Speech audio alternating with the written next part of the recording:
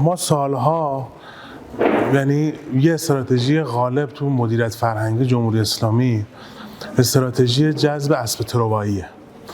یه تمثیل میزنم، شما فکر کنید میخواید جذب کنید دیگه، شما فکر کنید این تمثیلی از مثلا جامعه است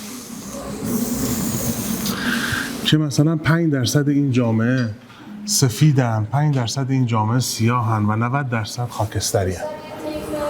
خب اینجا سفید و سیاه هم به معنای ارزش داوری کردن نیست، به معنای دو سر طیف جامعه است و 90% هم خاکستریه.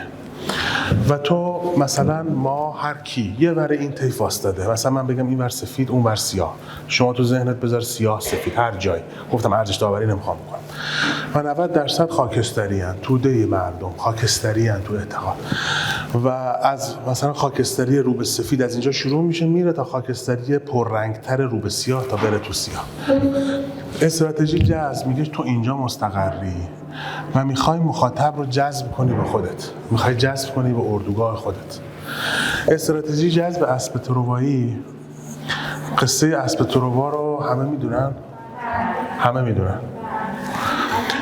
الحمدلله. اسم میگه چی؟ میگه ببین تو اینجایی، باید استراتژی اسب تروا، باید از اینجا خودتو بپوشونی در یه حاله چوبی اسب تروا که کسی نشناستت و لونری و نفوذ کنی تو دل خاکستری ها.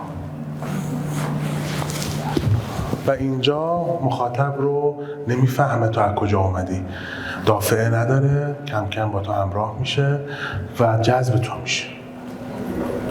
خب تجربه 40 ساله جمهوری اسلامی نشون داده این اسب معمولا باز نمیشه، درش باز نمیشه و اون آدمایی که توش بودن میمیرن معمولا. خب بله مثلا برای کی داریم میسازی؟ خب ما باید بریم اینا رو جذب کنیم، این استدلالایی که میارن ما باید بریم اینا رو جذب کنیم، ما میخوایم بریم اینا رو جذب کنیم بیاریم و تو باید اینو بپوشونی توی حاله ای از ابهام که کسی نفهمه تو چی کاره ای، بری تو دل این و جذب کنی به اینجا. من میگم مهمترین مروج و مشوق و مبلغ ماهواره خود صدا سیماست. تو قبحی رو میشونی و حسنی رو میذاری که ته این قبح و حسن تو ماهواره مخاطبت میره پیدا میکنه. مخاطب وانه میسته که شما وقتی قبح سوال پرسیدن از دختر مجرد جوان رو تو تلویزیون میشکنی که تا حالا عاشق شدی یا نه، این تهش میره اون ورش هم میبینه. یعنی این وقتی این قبح شکست که میشه از این سوال پرسید چه باحاله، این تا تهش میره، تا تهش هم میره دیگه. یعنی گفتم چیز نداره، تو یه ذائقه‌ای داری میسازی اینجا. تو هر چی میخوای بگی، میخوای درباره شهدا حرف بزنی، میخوای درباره در واقع دین حرف بزنی، میخوای درباره هر امری که حرف بزنی، میگه ببین اینا رو ببر تو زیلایی 4م 5م، ببر اونجا کسی نفهمه، بعد برو، بعد و حالا از لحاظ زیبایی شناسی هم تو خاکستری به خاکستری اضافه کنی، چی رو داری زیاد میکنی؟ هی داری در واقع سیاهی تولید میکنی، اتفاقا هی داری اون ور تولید میکنی.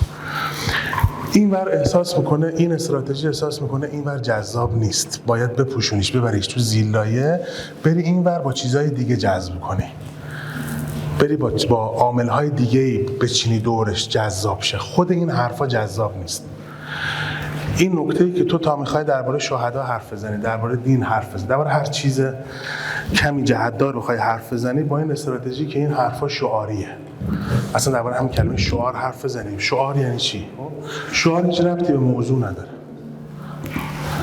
هر جای فرم شما از محتواتون عقب افتاد، شعار شکل میگیره.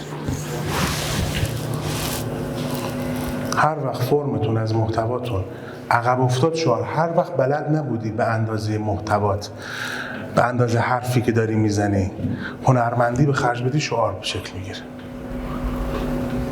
درباره عادی ترین روابط انسانی میتونی شعر بگی، میتونی فیلم بسازی، میتونی برنامه بسازی، شعار بدی. و درباره قدسی ترین و درونی ترین حالات میتونی فیلم بسازی و شعار ندی. پس شعار ربطی به موضوع نداره، چیزی که دارن بهش برچسب میزنن. تو درباره این موضوعات شعاریه بسازی. حرف آقا درباره چیه فیلمه، درباره مادر شد، از این فیلمای شعاریه، آقا درباره فلان چیز میگم، نه آقا از این فیلمای شعاریه فلان.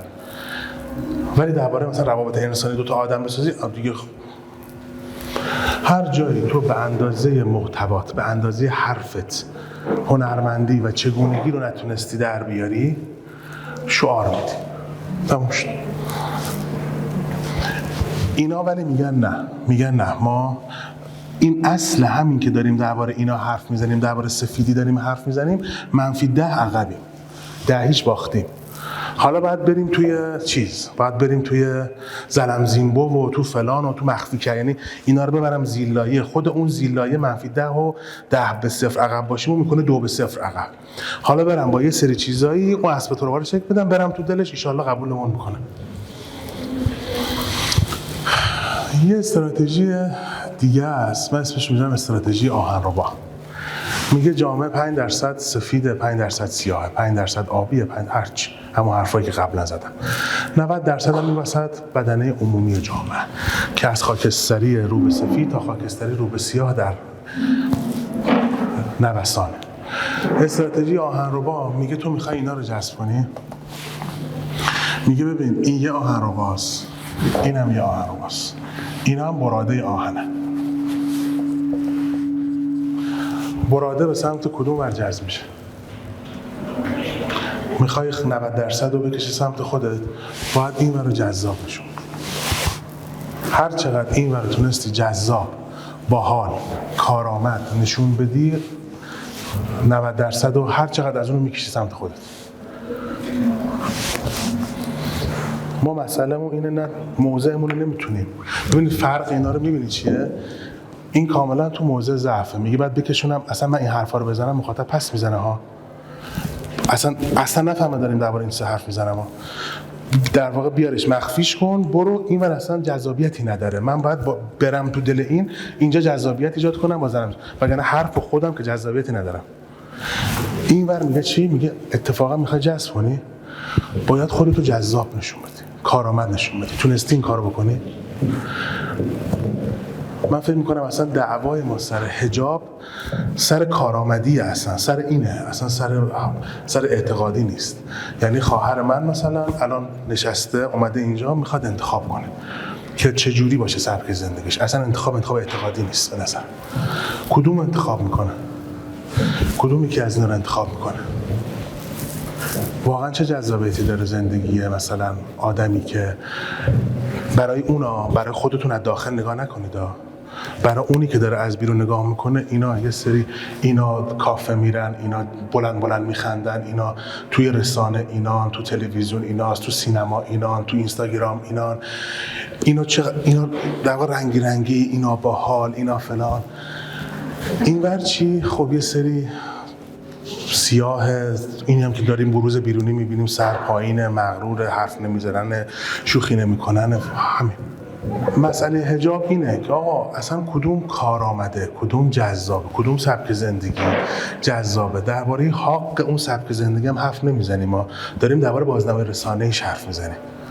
ما تو رسانه داریم درباره بازنمای رسانه. نگید آقا نه واقعا مثلا زندگی یه زن محجبه، یه خانواده دار خیلی جذابه، اون شاید ظاهرش میخنده، تو دلش، تو خانواده‌اش این غمای این داره، این یه ناامنی هایی حس میکنه، این بیقراری هایی داره. من میگم نه، من درباره حق اون زندگی حرف نمیزنم، دارم درباره بازنمای بیرونیش حرف میزنم.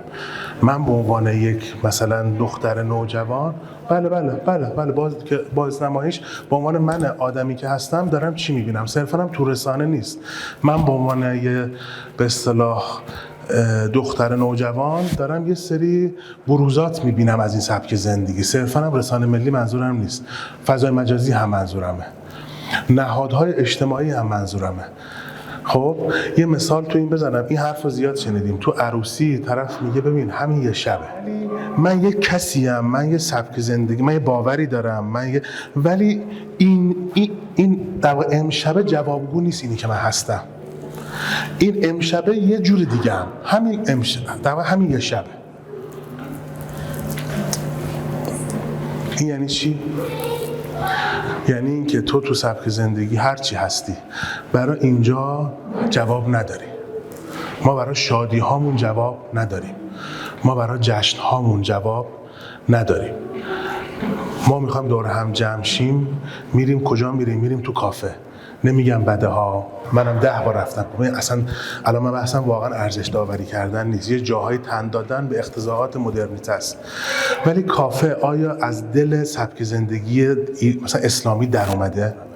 یعنی من به عنوان یه دانشجو چرا باید برم وقتی میبینم کافه فیلم، در واقع انجمن فیلم دانشگاهمون اونوریه، انجمن محیط زیست دانشگاهمون اونوریه، انجمن گردشگریمون اونوریه، انجمن شعرمون اون سبک زندگیه. خب من اصلا برای خب تو چی داری مثلا؟ آقا این جذاب‌تر، همین جذاب‌تره. از مؤثرترین جذبی که من تو دانشگاه یادمه انجام دادیم، مؤثرترین که دیگه یه جاهایی بود من طرفو نمیشناختم، اون منو میشناخت، مثلا آقا ما خیلی مخلص نمیدونم کجا دمش. خب چیز بود، در واقع چی بود؟ ستاد استقبال از دانشجوها بود. ما سال اول میرفتیم به اصطلاح یه جمعی مثلا تو بسیج دانشجویی تشکیل شده بودیم، میرفتیم مثلا یه جمعمون میرفت توی راه آهن کرمان. اینایی که تو راه آهن می اومدن دانشجو بودن، اینا رو میگرفت، خوش آمد میگفت، سوار اتوبوس میکردن، میآوردن دانشگاه، تحویل بچهای دم در دانشگاه میدادن. اینا سلام میکردن، خسته نباشید، ساکشون رو میآوردن، میگفتن کجا میخوای بری؟ میگفت دانشگاه کشاورزی قبول شدم. میگفت بعد بری از این بعد. یکی همراهشون میرفت میبرد تا اونجا. چند نفر آدم تو بودیم، اینا گیر بوروکراسی اداری دانشگاه نیفتن. برگشتو میگرفتیم میرفتیم حل میکردیم، بهش میدادیم. مادر دلشوره نگاش که مثلا خوابگاه بچه میدونم حاج خانم خوابگاه چیه، بیا این کاری. و طرف تو حالت اضطرار یکی پناهش شده بود. من اسم این پناه رو بذارید بگم کارآمدی، بخوام به زبان خودم حرف بزنم. خب آقا اینا کارآمدن، یه چیزی داشت از من. پس میخوام بگم پس اون رسانه صرفا صدا سیما منظورم نیست. ماها کجاها درمون رو باز کردیم رفتیم بغل کرد که طرفی آقا اینا اینجوری هستن. یه فیلمنامه ساخته نشده باقر مفیدکیا داره، میشناسید همتون محمد باقر مفیدکیا رو. یه فیلمنامه داشت به اسم حسن یوسف. یه صحنه‌اش خیلی ساختم نشد، حالا ان شاءالله ساخته بشه. یه صحنه‌اش خیلی صحنه جذابی بود. ببینید یکی از مؤلفه‌های سبک زندگی دینی که ما نتونستیم نشونش بدیم و کارآمدی براش ایجاد کنیم، خلوت و جلوت. سبک زندگی دینی خلوت و جلوت داره، یعنی تو خونه یه جوره، بیرون یه جوره. با زنش یه جور حرف میزنه، یک غریبه بیاد یه جور دیگه حرف میزنه. غریبه نمیتونه یه دفعه بیاد تو بره تا توی خونه بره. کسی میخواد بیاد تو، اول نگه میداره، نگاه میکنه ببینه چیزی جایی نباشه، عکسی فلانی. خلوت و جلوت داره. این تفکیکه، نمیدونم رفتید تا را دنبال خونه یا نه. بعضی از خونه میری تو خونه ببینی میخوای اجاره کنی، طرف وا میکنه تا تو اتاق خواب میری، مثلا همینجوری عکس زده، اصلا براش مهم نیست. خب یا مثلا دیدین مثلا با مثلا مردا با شلوارک گاهی اوقات میرن تا تو سر. این خلوت و جلوت نداره، حد نداره، حریم نداره. اصلا توی سبک زندگی اسلامی که چیزی که ما داریم حریمه. خلوت و جلوته، تو داخلت یه چیزه، بیرونت. حالا اون سکانسه چی بود؟ جشن نیمه شعبان بود توی یه دونه مسجد و یه دختری که قصه ما با این داشتیم، یکی از 2 تا کاراکتر اصلی فیلمنامه بود، دوربین با این داشت حرکت میکرد. تو قسمت زنانه هم بودیم، جشن هم بود، توصیفات فیلمنامه است، جشن بود، رنگی رنگی، زنا همه چادر رنگی، چادر نماز رنگی پوشیده بودن، دوربین هم داشت اینو فالو میکرد، داشت میرفت، صدا، جیغ، نقر میپاشیدن، نورایی که توی فلوی تتو هم میرفتن، یه فضای رنگی، طیف رنگی تشکیل میداد. اینها یه دفعه یکی صدا میزد خانم موسوی دم در کارت دارن. دوربین با این میچرخید، این داشت میخواست برگرده بره دم در، دوربین با این میچرخید، اینو فالو میکرد، این همینجوری از تو این نور و رنگ جدا میشد، به دم در قبل پرده که میرسید چادر نمازشو در میبرد، چادر مشکی رو مینداخت، میرفت دم در باز میشد، میدید همون تصویری که از زن حضور داده که سرش پایین نگاه نمیکنه و تفکیکه رو ببین. من میگم اسم اینو بذارم کارآمدی. ما نتونستیم کارآمدی و جذابیت اینجا رو نشون بدیم، چون با یه استراتژی غلط هر چی بچه حزب اللهی داشتیم کشوندیم اینجا. گفتیم همه یه ویژگی ها تو بذار عقب، خاکستری کن، برو کسی نفهمه حزب اللهی. یا تو ته فیلمت، تو ته آخر فیلمت اینو میخواد. ای بابا ما توی منطقه پرواز ممنوع مثال میزنم جهت تقریب ذهن اصلا هیچ چیز خاصی نبود منطقه پرواز ممنوع، جهت تقریب ذهن میگم.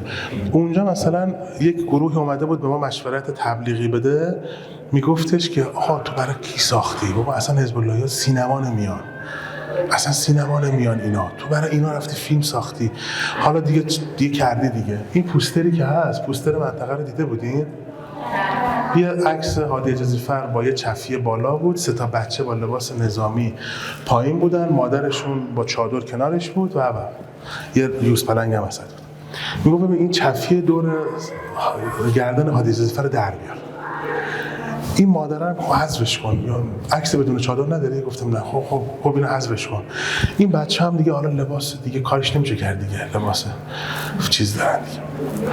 تو تیزرت هم اصلا از سوریه و جنگ سوریه اصلا نشون ندی. بچه حزب اللهی بود، داشت مشاوره تبلیغاتی میداد. چرا آقا مخاطب مذهبی حزب اللهی سینما نمیاد؟ من یادم هنوز عکس رو داریم، یه گودبای پارتی با هم گرفتیم، یعنی اونجا بود جداش. یادم مثلا میگفت اصلا عکس، یکی از بچه‌ها یه چیزی پرسید، گفت آقا باشه اصلا ما همین کارو می‌کنیم، ولی هفته مثلا اصلا هیچ اسمی از هیچ چی نمیاریم، 3 تا نوجوان دارن کنجکاوی میکنن. خوبه؟ میگفت مثلا هفته اول که گذشت مخاطب اومده تو سینما تیکت میخواد بلیت بخره، نظرات مردم رو نمیخونه اون پایین. این یه لحظه قفل کرد و گفت فلان یه گودبای پارتی گرفتیم و واقعا عکس هم گرفتیم، گفتیم ان شاءالله بعد اکرام گفت ان شاءالله موفق باشید، ما گفتیم ان شاءالله جواب بده شما هم. اینجا با هم خداحافظی کردیم، راهمون جدا شده از هم. یعنی اون گفت من این دست فرمودن رو نمیفهمم، ما هم گفتیم ما اونو نمیفهمیم، مثلا اون کار نمیتونیم بکنیم، اصلا بلد نیستیم اون کاری بکنیم. این بلد نبودن مهمه ها. یعنی حالا من بعداً میگم این که برای این آبسازی یه فرم یه آورده تکنیکی هم داره. ما بلد نیستیم، ما برای خودمون بلد نیستیم حرف بزنیم، میخوای برای یکی دیگه حرف بزنیم. ما گفتیم آقا ما اصلا میخوایم برای چند نفرن اینایی که داریم میگیم، اینا چند نفرن، من میخوام برای اینا، من اصلا میخوام برای اینا. این حرف جدلیه ها، با این استراتژی میگه تو اگه اینا رو جذاب نشون بدی اینا رو میکشی. این حرف جدلیه که میگم اصلا من میخوام فقط اینا، این که این حرف جدلیه. من اتفاقا میخواستم خودم خاکستری جذب کنم، ولی با جذاب نشون دادن اینا. و بعد حالا اون نکته که گفتم تبلیغ، یعنی در واقع رسانه یعنی تبلیغ. من میخوام بگم جذب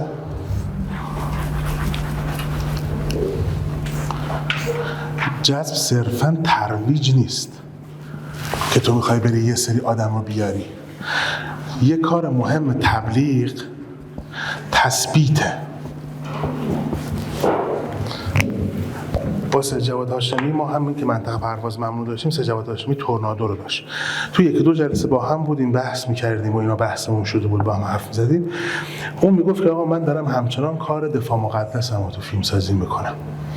من میخوام برای خانواده، برای بچه‌ای که در یک خانواده که سگ نگه می‌داره و لادین و فلان هست، من میخوام توی فیلمم تهش بگم مثلا خدا از راستگویی خوشش میاد، مثلا این اسم خدا رو تو فیلم هم بشنوه. خب یعنی بزن و برقص و بکوب، دیدین دیگه فیلم ها. برو که تش مثلا بگه خدا هست، مثلا خدا، اسم خدا. من یادم اونجا، حالا اون دوره فیلم های اون دوره‌ای که بود، میگفتم ببین حالا میخوام تثبیت رو بگم. اولا گفتم این تجربه شکست خورده 40 سال جمهوری اسلامی که میخواد بره بگه مثلا خدا هست، خانواده، ولی میشه بگی بچه من و تو رو کی باید براش فیلم بسازه؟ یعنی تویی که سید جواد هاشمی داری برای اونا میسازی. منم که بهم میگی آقا این چی ساختی، برای کی داری میسازی؟ اینا که همه میدونن باید بریم اونا رو جذب. منم که برای اونا بسازم. شما هم که بچه حزب اللهی فلانی دلتون برای انقلاب و خانواده میسوزه، شما هم که برای جذب اونا. کی برای تثبیت اینا بسازه؟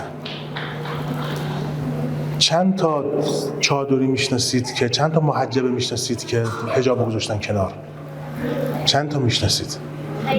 چند تا نوجوان خانواده مذهبی میشناسید که مذهبی نیستن؟ خب به همین که آقا فلانه کافیه. تبلیغ کارکرد تثبیت. کی داره برای تثبیت اینا؟ به قول طرف بود میگه برای کی رانندگی داری؟ برای کی رانندگی میکنی؟ اینا همه خوابه. برای کی داری؟ کسی اینور نیست. به کجا داری جذب میکنی؟ میخوای ورداری اونا رو بیاری کجا؟ کسی اینور نمونده. کسی الان اینور مونده. کی داره برای اینور میسازه؟ کی داره برای نوجوان مذهبی، برای نوجوانی که این الگوها ها رو داره، کی برای اینا داره محصول تولید میکنه؟ کی برای اینا داره موسیقی تولید میکنه؟ همه داریم برای اون ور تولید میکنیم. همه داریم میریم اونا رو برداریم بیاریم. کجا داری میاری؟ کسی اینور نیست. چیزی نمونده اینور. همه رفتن. دیدین کوکورو؟ انیمیشن کوکورو؟ بابا معاد جسمانی که هیچی، معاد روحانی و جسمانی همه رو اثبات. تو تازه میخوای بری به این آدم بابا این خیلی جلوتر از اینا رو دیده. یعنی تو میخوای بری چه حرف تازه‌ای داری؟ خب یعنی یک توانی از نیروهای ما داره صرف میشه در جذب این وریا، بعد این ور وله. مثال از این ور بزنم. مثلا اسقر فرهادی تو فیلم سازی چون چی مونه رانت میده اسقر فرهادی به ما، مثلا دیگه فیلمساز مطرحه مهمه، یه دونه رانت میده، مثلا میگه اینو گذاشتم مذهب خوششون بیاد، رحم میکنه، رانت میده، اسب تروایی سوار میشه تو رو جذب کنه و اتفاقا همینش جذابه. یعنی اگه من اسقر فرهادی میبینم به خاطر همینش میبینم، وگرنه این کار میانمایی و حالا اتفاقا چون در کفرش کاملا مستقره اینش جذابه واسه. به زبان فیلمنویسی میگن شخصیت. ما شخصیت میخوایم، اینا همه تیپن. مخاطب جذب شخصیت میشه، شخصیت یا اینور یا اینور. با تیپ شدن هیچ کی جذب نمیشه، هیچ کی جذب تیپ نمیشه. اسقر فرهادی تیپ نی، شخصیته. یه پاتو بردار، یا اینور یا اونور. اصلا اینو با اون استراتژی ایدئولوژیک نمیگم، استراتژی بازار میگم. این که یه فیلمی بسازی که چه این ور طیف چه اون ور طیف بیاد ببینه نه خوب بود، بد نی، خوب بود آقا. این هیچ اتفاق نمیفته. فیلم اگه میخوای بفروشه باید یکی بیاد بیرون فوشت بده، بگی آقا نریدا، یکی بیاد بگه آقا این آقا بریم. ببینید من میگم شما در این اتمسفر، شما باید تو این اتمسفر باشی.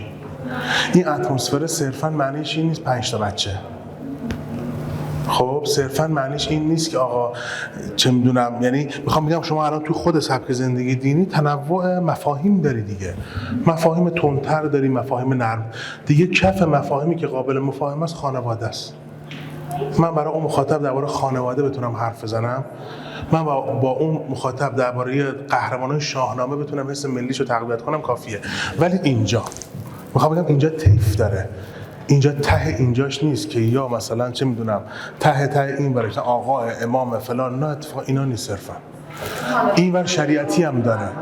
تلاش هم بود من نمیخواستم این نسخه واحد بپیچم الان، فقط خواستم یه مدلی که شاید بشه یه جور دیگه فکر کرد، شاید بشه یه جور دیگه هم فکر کرد. همین فقط اینو بذارم وسط و دربارش حرف بزنیم. ممکنه واسه ایراد داشته باشه. یعنی میخوام بگم نسخه شفابخش همه ناکارآمدی ها رو نخواستم بدم، صرفا من دارم به این فکر میکنم میشه جور دیگه ای فکر کرد یا نه.